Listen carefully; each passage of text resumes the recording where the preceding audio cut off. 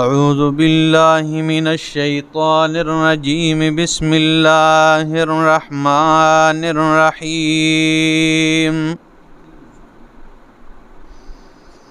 حامیم عین سین قاف کذالک یوحی الیک وإلی الذین من قبلک اللہ العزیز الحکیم سبحان ربک رب العزة عما یصفون وسلام علی المرسلین والحمد للہ رب العالمین۔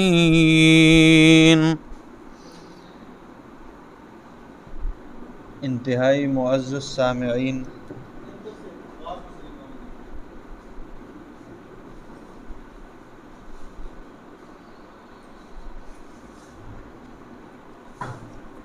سورہ شورى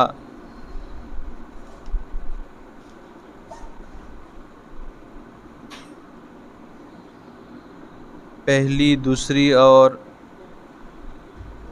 تیسری آیت تلاوت کی۔ خیر چلو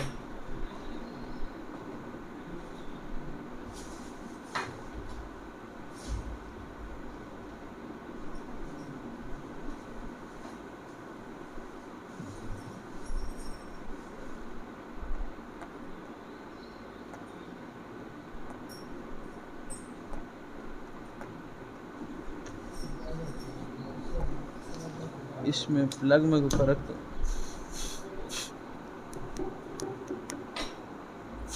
نہیں ہے، آواز کم ہے بہت۔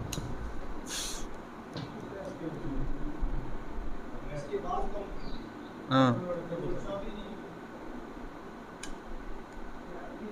چلو خیر ہے، ٹھیک ہے، چھوڑ دے، خیر ہے، کوئی مسئلہ نہیں، چلو ٹھیک ہے،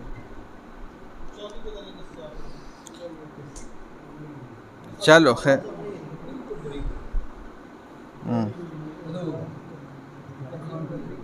خیر نہیں خیر، یہ والا ٹھیک ہے، کوئی مسئلہ نہیں ٹھیک ہے، یہ پھر آواز سمجھ نہیں آتی، ٹھیک ہے جی، خیر ہے، کوئی مسئلہ نہیں۔ یہ سورہ شورى آیت نمبر 1، 2 اور 3 آپ کے سامنے تلاوت کی۔ سورۃ شورى کا نام شورى ہے، مکی سورت ہے۔ نزول کے اعتبار سے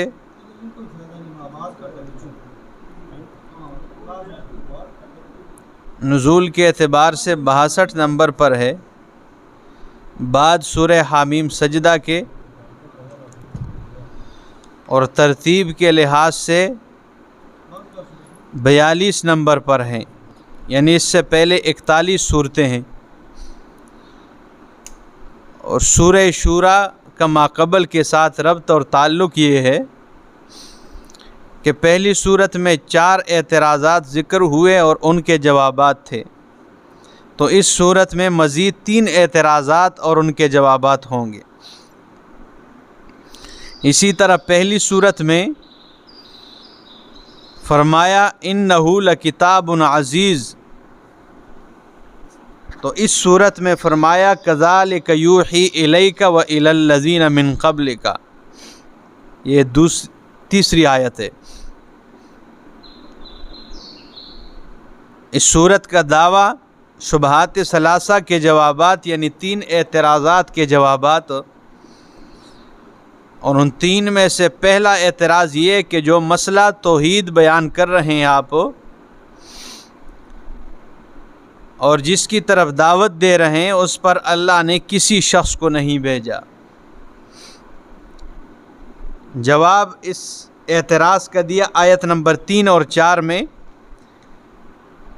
یہ کذالک یوحی الیک وإلی الذین من قبلک، کہ اسی مسئلے پر اللہ رب العزت نے تمام انبیاء کرام کو مبعوث فرمایا۔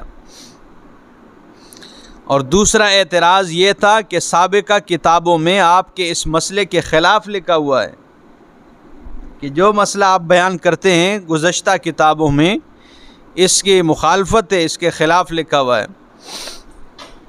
تو اس کا جواب دیا کہ پہلی کتابوں میں اگر مسئلہ توحید کے خلاف لکھا ہے تو وہ 10 من البغات ہے، وہ باغیوں کی طرف سے تحریف شدہ ہے۔ تو اگر ایسی کوئی بات ہے تو اسے قرآن کریم پر پیش کرو۔ اس کا جواب آیت نمبر 10 میں دیا ہے، اور آیت نمبر 10 میں فرمایا وَمَا اخْتَلَفْتُمْ فِيهِ مِنْ شَيْءٍ فَحُكْمُهُ إِلَى اللَّهِ ذَلِكُمُ اللَّهُ رَبِّي عَلَيْهِ تَوَكَّلْتُ۔ اگر کسی چیز میں اختلاف ہو جائے تو پھر اس کا معاملہ اللہ کی طرف لوٹاؤ، یعنی دیکھ لیں، کتاب پر پیش کریں، قرآن کریم پر پیش کریں۔ اور تیسرا اعتراض جو تھا وہ یہ تھا کہ عام مولوی آپ کے خلاف ہیں، عام علماء جو ہے وہ آپ کی مخالفت میں آپ کے خلاف ہیں۔ تو اس اعتراض کا جواب آیت نمبر 14 میں دیا کہ ان کا اختلاف محض ضد اور عناد کی وجہ سے ہے، اور آیت نمبر 14 میں کیا فرمایا کہ ان کا وَمَا تَفَرَّقُوا إِلَّا مِن بَعْدِ مَا جَاءَهُمُ الْعِلْمُ، انہوں نے اختلاف نہیں کیا مگر علم کے آنے کے بعد کیا، بغیاً بینہم، آپس میں ضد اور عناد کی وجہ سے کیا۔ تو مولویوں کا اختلاف اس وجہ سے نہیں کہ میرا مسئلہ نہ حق پر ہے، ان کا اختلاف ضد اور عناد پر مبنی ہے۔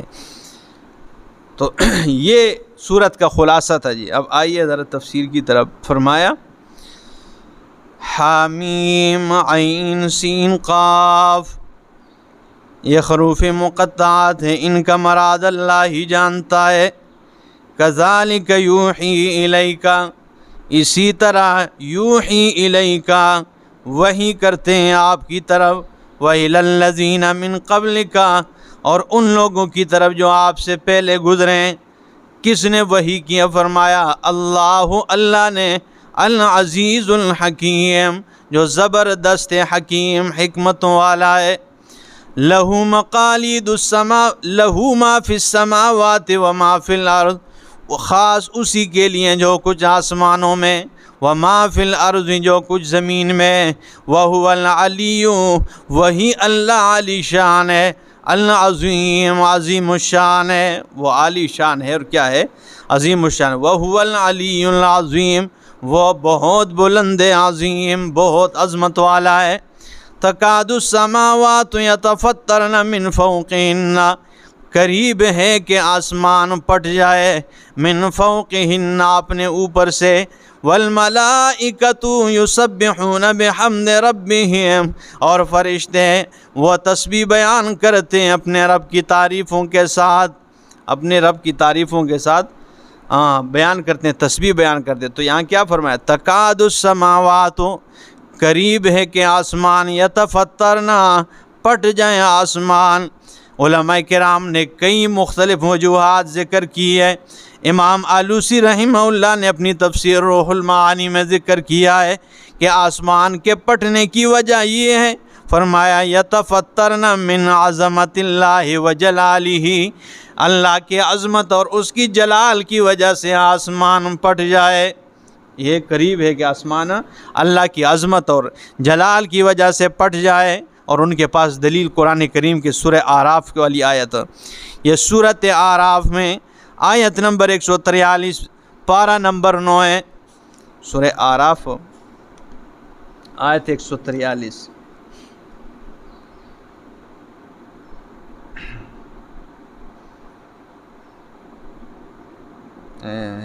یہ فرمایا موسیٰ علیہ السلام، وَلَمَّا جَاءَ مُوسَىٰ لِمِيقَاتِنَا، جب موسیٰ علیہ السلام ہمارے وقت مقرر پر آ گئے، ہمارے بتائے ہوئے مقام پر آ گئے، وَكَلَّمَهُ رَبُّهُ، اور اس کے رب نے موسیٰ علیہ السلام سے کلام کیا، جب اللہ نے کلام کیا موسیٰ علیہ السلام سے، قَالَ، تو موسیٰ علیہ السلام فرمانے لگے، رَبِّ أَرِنِي أَنظُرْ إِلَيْكَ، جب اللہ کی گفتار کے مزے لوٹ لیے تو اب اللہ کے دیدار کے مزے لوٹنے لگے، اور ان کا دل کیا نہیں نا، جب گفتار کے مزے لوٹنے لگے اور دیکھ لیے، اب جو ہے نا دیکھنے کی خواہش رکھی، تو فرمایا رب ارنی انظر الیک، اے اللہ دکھا دے مجھے اپنا آپ تاکہ میں تجھے دیکھ لوں۔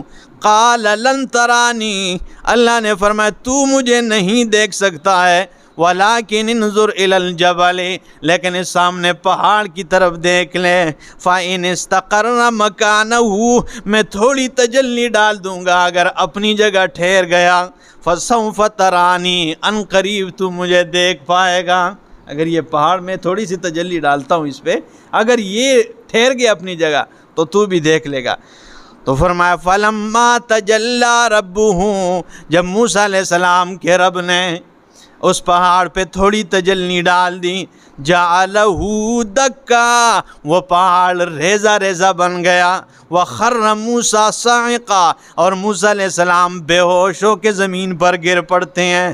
فَلَمَّا أَفَاقَا، پس جب بے ہوشی دور ہو گئی، قَالَ، تو کہنے لگے، سُبْحَانَكَ، اللہ تو پاک ہے، تُبْتُ، میں توبہ کرتا ہوں تیری طرف رجوع کرتا ہوں، إِلَيْكَ وَأَنَا أَوَّلُ الْمُؤْمِنِينَ، اور میں سب سے پہلے ایمان لانے والا ہوں، سب سے پہلے یہ کیا ہوں؟ تو یہ چیز ہے کہ اللہ نے فرمایا تو مجھے نہیں دیکھ سکتے سامنے اس پہاڑ کی، تو اللہ کی جلال کی وجہ سے وہ پورا پہاڑ کیا ہو گیا؟ ریزہ ریزہ ہو گیا۔ تو امام آلوسی رحمہ اللہ فرماتے ہیں تکاد السماوات یتفطرن من فوقہن، قریب ہے کہ آسمان پھٹ جائے، اے من عظمت اللہ و جلالہ، اللہ کی عظمت اور اللہ کی جلال کی وجہ سے آسمان پھٹ جائے۔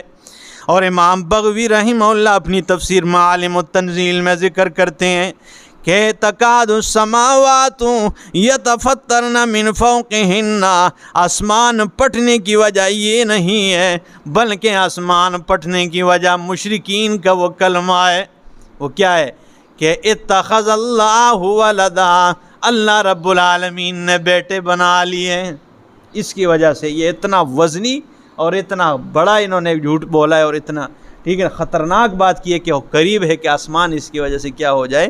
پھٹ جائے۔ اور ان کے پاس دلیل قرآن کریم سورہ مریم کی آیت نمبر 90 اور 91، سورہ مریم 16واں پارہ، بہت سمجھ دی اللہ نے قرآن کی ان علماء کو۔ یہ میرے سامنے 16واں پارہ ہے اور سورۃ مریم ہے، آیت نمبر 90۔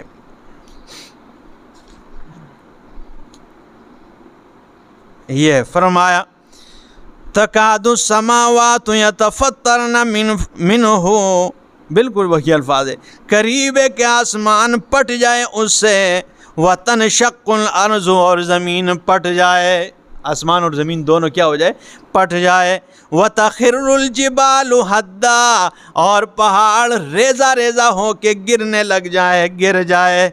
کس بات سے؟ فرمایا ان دعوا للرحمن ولدا، یہ کہ انہوں نے رحمان کے لیے بیٹا بنانے کا دعویٰ کیا ہے۔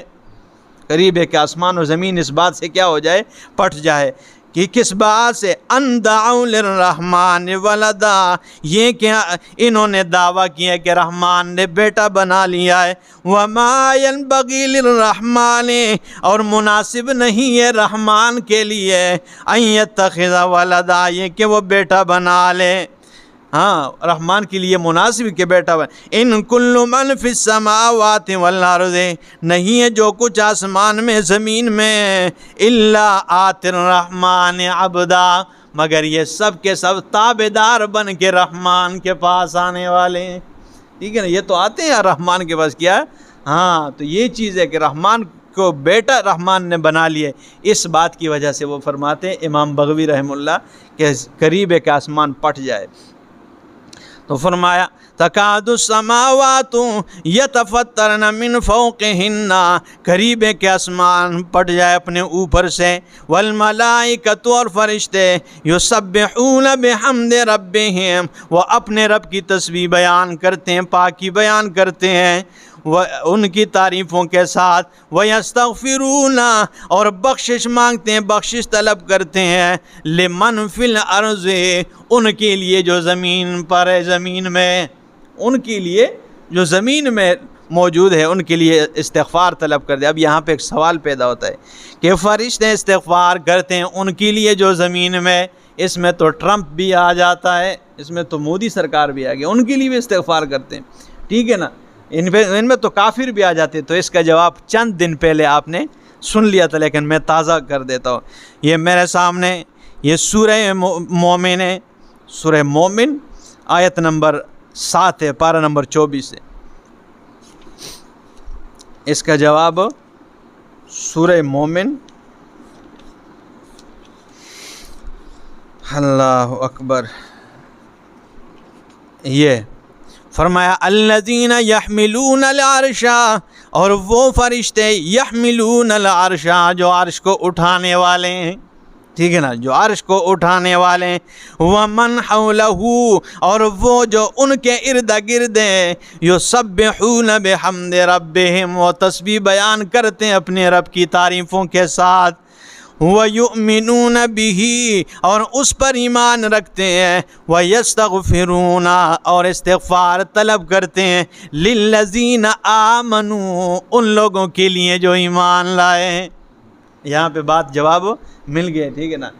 یہ نہ ہو کہ یہ آیت سن کے آپ کے ذہن میں سوال ہے کہ تو کافروں کے لیے بھی فرشتے استوا، نہیں، اس کا جواب، کیونکہ قرآن کی تفسیر کے 4 درجے، تفسیر القرآن بالقرآن، سب سے پہلا درجہ قرآن کی تفسیر خود قرآن کرتا ہے، ایک جگہ اجمالی بات ذکر کرتے ہیں، دوسری جگہ اس کی تفصیل موجود ہوتی ہے، اور دوسرا درجہ تفسیر القرآن بالحدیث، قرآن کی تفسیر حدیث سے کی جائے، تیسرا درجہ تفسیر القرآن باقوال صحابہ، کہ قرآن کی تفسیر صحابہ کے اقوال سے کی جائے، کیونکہ صحابہ وہ ہستیاں ہیں جنہوں نے براہ راست محمد رسول اللہ سے قرآن پڑھا ہے، اور چوتھا درجہ تفسیر القرآن باقوال التابعین، قرآن کی تفسیر تابعین کے اقوال سے کی جائے، کیونکہ وہ لوگ تابعین جنہوں نے صحابہ کرام سے قرآن سیکھا ہے، تابعین جیسے امام ابو حنیفہ رحمہ اللہ، ٹھیک ہے نا۔ یہ تو پہلا درجہ کیا ہے، قرآن کی تفسیر خود قرآن سے کی جائے۔ تو یہ آیت سن کے کہیں دل میں یہ نہ آ جائے کہ کافروں واسطے بھی فرشتے استوا، نہیں،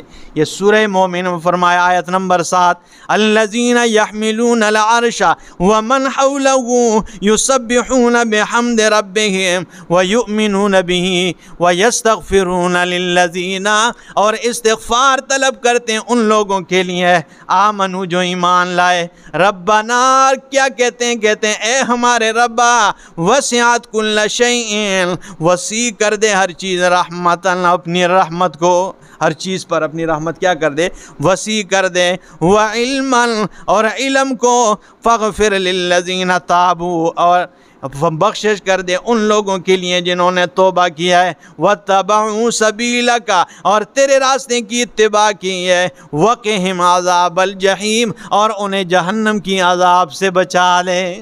یہ دعائیں کرتے ہیں فرشتے، ٹھیک ہے نا۔ تو ان لوگوں کے لیے للذین آمنو، ایمان والوں کے لیے، اس میں کافر نہیں شامل ہے، ٹھیک ہے۔ تو یہاں وہ بات ہے، اللہ اکبر۔ تو فرمائے یسبح والملائکۃ یسبحون بحمد ربہم ویستغفرون لمن فی الارض، اور استغفار طلب کرتے ہیں جو زمین میں مومن ہیں ان کے لیے، ٹھیک ہے نا۔ الا، خبردار رہو، ان اللہ هو الغفور الرحیم، بے شک اللہ بخشنے والا مہربان ہے، والذین اتخذوا من دونہ، اور وہ لوگ جنہوں نے بنایا اس کے علاوہ اولیاء اور کارساز بنائے، اللہ حفیظ علیہم، ان پر نگہبان ہے، وما انت علیہم بوکیل، اور میرا پاک پیغمبر آپ ان پہ کوئی نگہبان نہیں ہے، آپ ان پہ کیا ہے، نگہبان نہیں ہے۔ وَكَذَلِكَ أَوْحَيْنَا إِلَيْكَ قُرْآنًا عَرَبِيًّا، اور اسی طرح ہم نے، کذالک کا مطلب کیا ہے، یعنی جیسے ہم نے یہ سورہ شورا تیرے اوپر نازل کی ہے، ہم نے باقی صورتیں بھی قرآن کی تیری طرف وحی کی ہے۔ تو فرمایا وَكَذَلِكَ أَوْحَيْنَا إِلَيْكَ، اسی طرح ہم نے قرآن وحی کیے تیری طرف، قرآناً، یہ قرآن، عربیاً، واضح عربی زبان میں نازل کی ہے، واضح عربی زبان میں۔ اور کس لیے نازل کی ہے، لِتُنذِرَ أُمَّ الْقُرَىٰ، تاکہ تم اس قرآن کے ذریعے ام القریٰ، بستی والوں کو ڈرائیں۔ تو ام القریٰ سے مراد کیا ہے، مکۃ المکرمہ ہے، ومن حولہا، اور جو اس کے ارد گرد ہے۔ تو علماء فرماتے ہیں مکہ مکرمہ کے ارد گرد فرمایا، اس سے پوری دنیا مراد ہے، کہ تیری دعوت پوری دنیا کو پہنچ جائے، ساری کائنات میں پھیل جائے۔ قرآن کی دعوت پھیل جائے، ٹھیک ہے نا۔ تو فرمایا وَمَنْ حَوْلَهَا وَتُنْذِرَ يَوْمَ الْجَمْعِ، اور لوگوں کو ڈرائے اس جمع ہونے کے دن سے جس دن سب کو اکٹھا کر کے جمع کیا جائے گا، سب کو، ٹھیک ہے نا۔ اس لیے دوسرے مقام پہ کیا فرمایا وَاتَّقُوا يَوْمًا تُرْجَعُونَ فِيهِ إِلَى اللَّهِ، اس دن سے ڈرو جس دن میں اللہ کے پاس لوٹ کر جانا ہے۔ تو فرمایا وَتُنْذِرَ يَوْمَ الْجَمْعِ، قرآن اس لیے نازل کیا تاکہ تو بستی والوں کو ڈرائے اور اس کے ارد گرد والوں کو ڈرائے۔ وَتُنْذِرَ يَوْمَ الْجَمْعِ، اور انہیں ڈرائے جمع ہونے کے دن سے، لا ریب فیہ، جس میں کوئی شک نہیں ہے، فریق فی الجنت و فریق فی السعیر، جس دن ایک فریق جنت میں ہوگا، و فریق فی السعیر، اور ایک فریق جہنم کی بھڑکتی ہوئی آگ میں ہوگا۔ اس دن سے ڈرا کے جس دن ایک فریق جنت میں اور ایک بھڑکتی ہوئی کس میں؟ آگ میں۔ وَلَوْ شَاءَ اللَّهُ، اور اگر اللہ چاہے، اب کہتے ہیں ایک فریق جنت میں ایک جہنم میں، تو یہ سب ہی تو ہو سکتا ہے کہ جہنم میں جائے کوئی نہیں، سارے جنت میں جائے، یہ ایک سوال ہے، یہ ہو سکتا ہے، اللہ کرتا ہے۔ اللہ نے فرمایا وَلَوْ شَاءَ اللَّهُ، اگر اللہ چاہتا لَجَعَلَهُمْ أُمَّةً وَاحِدَةً، ان سب کے سب کو ایک ہی امت بنا لیتا، کوئی اختلاف نہ ہوتا۔ تو فرمایا لیکن یہ جو اختلاف بن گیا ہے اور جنت و جہنم بنا دیا ہے، اس میں اللہ کی بڑی حکمت پنہا ہے، یہ ایک بہت بڑا امتحان اور آزمائش ہے، بہت بڑے، اس میں حکمت ہے۔ فرمایا وَلَٰكِن يُدْخِلُ، لیکن داخل کرتا ہے اللہ من یشاء، جسے چاہتا ہے، فی رحمتی، اپنی رحمت میں۔ وَالظَّالِمُونَ مَا لَهُم مِّن وَلِيٍّ وَلَا نَصِيرٍ، اور ظالموں کے لیے نہ کوئی مددگار ہے، نہ کوئی کارساز ہے، ولا نصیر، نہ کوئی مددگار ہے۔ ام اتخذوا من دونہ اولیاء، یا بنا لیا انہوں نے اللہ کے علاوہ اور کارساز بنا لیے، دوست بنا لیے۔ فاللہ هو الولی، پس اللہ وہی کارساز ہے۔ وَهُوَ يُحْيِي الْمَوْتَى، وہی مردوں کو زندہ کرتا ہے۔ وَهُوَ عَلَى كُلِّ شَيْءٍ قَدِيرٌ، اور وہی ہر چیز پر قادر ہے، قدرت والا ہے۔ آج کل پتہ نہیں یہ مولوی اس آیت کے کیا معنی کرتے ہیں۔ وَهُوَ، فَاللَّهُ هُوَ الْوَلِيُّ، پس اللہ وہی کارساز ہے۔ وَهُوَ يُحْيِي الْمَوْتَى، وہی مردوں کو زندہ کرتا ہے۔ ان کے عقیدے کو اگر دیکھا جائے تو یہ آیت ایسی ہونی چاہیے، وَهُوَ يُحْيِي الْمُحْيَا، وہ زندوں کو زندہ کرتا ہے، کیونکہ ان کے مطابق تو زندے ہوتے ہیں۔ عجیب لوگ ہیں جی، پتہ نہیں یہ آیتیں انہوں نے پڑھی ہے نہیں پڑھی ہے۔ وَهُوَ فَاللَّهُ هُوَ الْوَلِيُّ، اللہ یہ وہی کارساز ہے۔ وَهُوَ يُحْيِي الْمَوْتَى، اور وہی مردوں کو زندہ کرتا ہے۔ وَهُوَ عَلَى كُلِّ شَيْءٍ قَدِيرٌ، اور وہ ہر چیز پر قدرت والا ہے۔